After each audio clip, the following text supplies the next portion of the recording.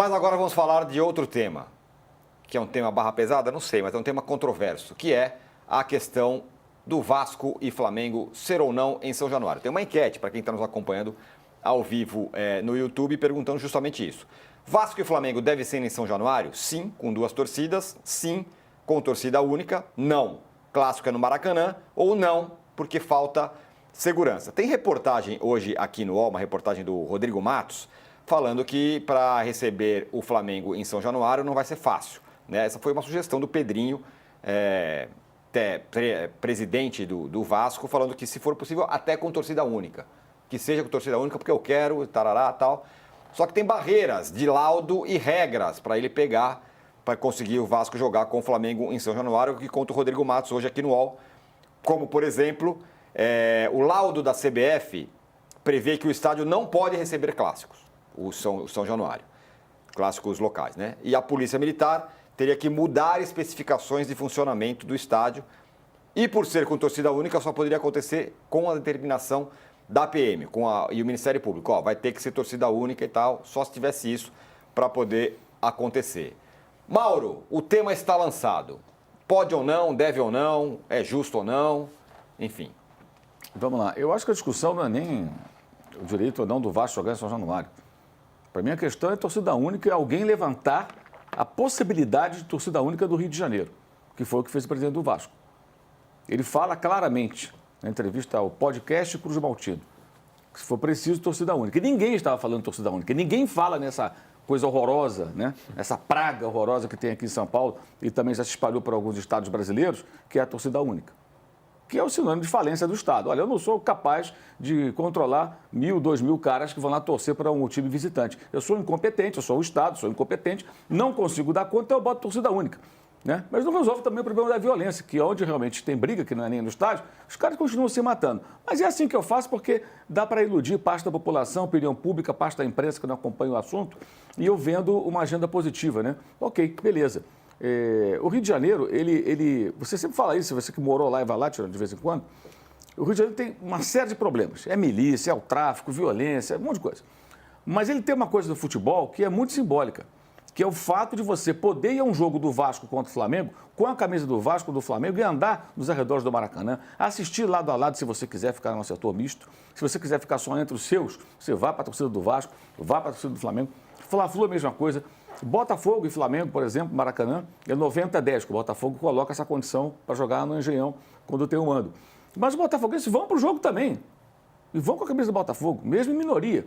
As pessoas toleram que você use a camisa do rival. Aqui em São Paulo, se você passar num raio de 1, 2 quilômetros do Allianz Parque, no dia Palmeiras e Corinthians, com a camisa corintiana, a chance de tomar uns tapas é real. E o mesmo vale em Itaquera, no Morumbi, num clássico de São Paulo. Mesmo dia fora de jogo. Até dia fora de jogo é perigoso, que você pode dar um azar de trombar com quem não interessa. Eu já ouvi relatos até eu já escutei relatos até de coisas mais complicadas que isso, que não vou detalhar aqui, que não vem ao caso. Mas, enfim, porque aqui em São Paulo, com a torcida única, se desenvolveu a intolerância. Já existem gerações de torcedores mais jovens que não admitem que alguém use a camisa do rival no dia do jogo em que ele é mandante. Por que esse cara está com a camisa do outro time? Hoje eu jogo no meu campo, é na minha casa. Sim, mas ele deveria estar lá assistindo e torcendo pelo time dele. E você no estádio também. Você tira o direito do cidadão de ver o jogo do seu próprio time. Isso é um absurdo, é um retrocesso, é um atraso, e eu sou veementemente contra isso, não importa onde. Então, sugerir isso foi uma frase muito infeliz do Pedrinho, na minha opinião, embora, aí é outra história. Jogar em São Januário, na minha visão, é óbvio que é direito do Vasco, é o estádio dele. Tem todo o direito de lutar por isso. Não é isso que está em discussão. Então, já ouvi gente aí, já vi gente na internet. Não, que o BEP não sugeriu nada. O BEP, olha o significado de BEP. É o Batalhão Especializado em Policiamento de Estádios. A Polícia Militar do Rio de Janeiro tem um batalhão especializado em policiamento de estádios de futebol. E o BEP, ontem eu ouvi o BEP, falei com o comandante do BEP, e ele falou, a torcida mista é uma vitória do Rio de Janeiro. E deu um sinal muito claro no contato que tive com ele que o BEP não apoia, óbvio, a torcida única. O BEP não apoia. Então não foi o BEP que sugeriu. Quem sugeriu foi o Vasco, por intermédio do seu presidente, nessas palavras. Que ficou muito claro. Ninguém estava falando sobre torcida única. Então, para mim, o problema é sugerir a torcida única. Agora, o Vasco quer jogar em São Januário, é um direito dele. Agora, por que não tem jogo lá?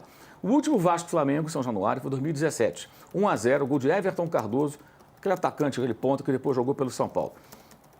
Foi um quebra-pau, houve confusão, Depois disso, o estádio ficou fechado. Houve também depois, acho que foi contra o Goiás, né, que o Vasco teve um outro problema que interditou São Januário, que foi até um negócio meio absurdo, que passou um tempão, outros estádios que tiveram problemas eram liberados. E São Januário não era nunca liberado, ali já achei um exagero, mas enfim, um rigor exagerado, mas é uma outra questão, que eu dou razão aos vascaínos, né, que reclamaram, porque nunca liberava São Januário. Mas existem essas preocupações por conta também de um passado protagonizado por torcedores do Vasco. Então não pode ficar essa vitimização, não pode jogar. Houve o problema. Então a própria polícia tem um certo argumento aí. Mas acho também que cabe à polícia que aprimorar o seu trabalho e dar segurança. Ela não pode se isentar, houve um problema lá, então... Não. A polícia tem que falar, o que aconteceu de errado? Talvez, no livro da matéria do Rodrigo, tem uns protocolos. Vão melhorar aqui, aqui e aqui. Os rubro-negros virão por aqui, vão ser escoltados aqui, vão para dentro do estádio, vão assistir o jogo, vão embora e acabou. E eu vou dar segurança, porque eu sou o Estado, eu sou a polícia, eu sou especializado nesse negócio. É como eu vejo isso tudo. Domingo jogaram Vasco e Santos. As pessoas não se lembram, mas houve uma briga uma vez dentro de campo entre os torcedores do Vasco e do Santos. É uma das maiores rivalidades interestaduais do Brasil, entre organizados, é Vasco e Santos. Os santistas estavam lá.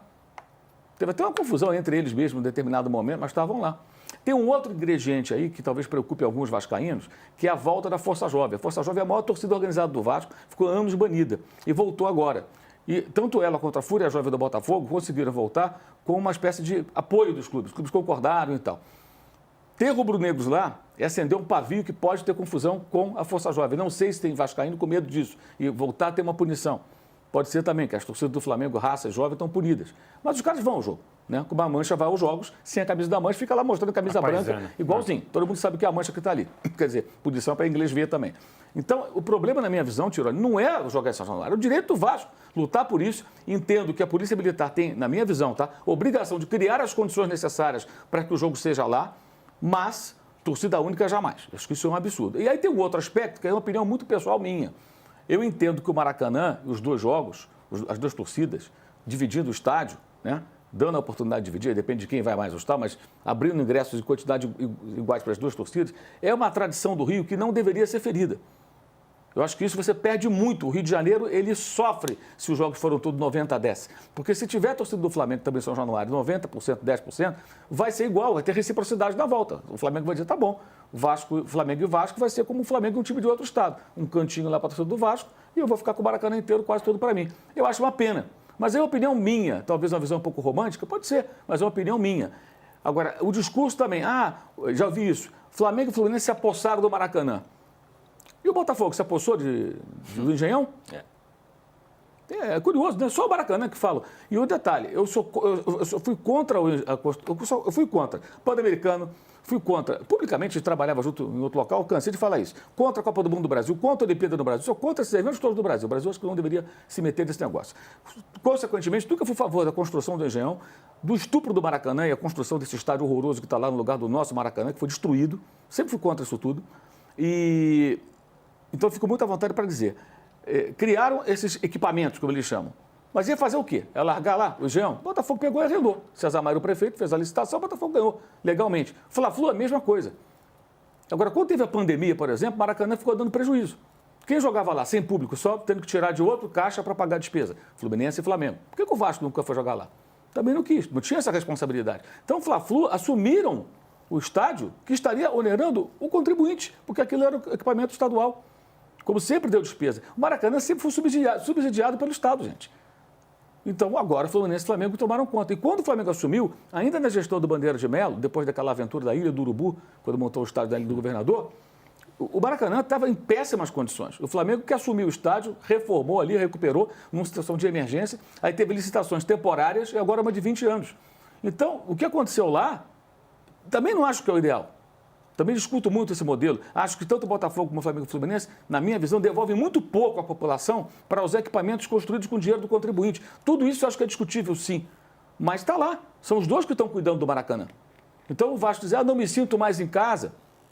Ok, então por que não briga para se sentir em casa? Olha, eu vou jogar no Maracanã, mas eu quero ser mandante. Quanto custa? Vou pagar. Eu pago, é caro, mas eu pago. Eu pago, jogo, mas eu quero assim, assim, assim. Não aceita? Ok, então vamos para São Januário. Ok, perfeito.